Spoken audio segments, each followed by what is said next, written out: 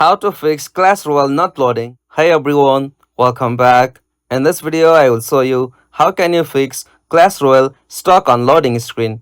So let's get started. First, as you have to just check your internet connection. Simply for that, you can try to switch your mobile data or Wi-Fi connection. After that, you'll have to just also look for any update available for Clash Royale. For that, open up App Store.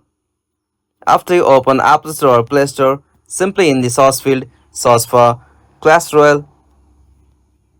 After that, if you find any update, simply tap on update. After you update latest version of Clash Royale, your problem should be fixed. If you are still facing that problem, you need to clear the cache of Clash Royale. For that, open up settings. From settings, tap on general.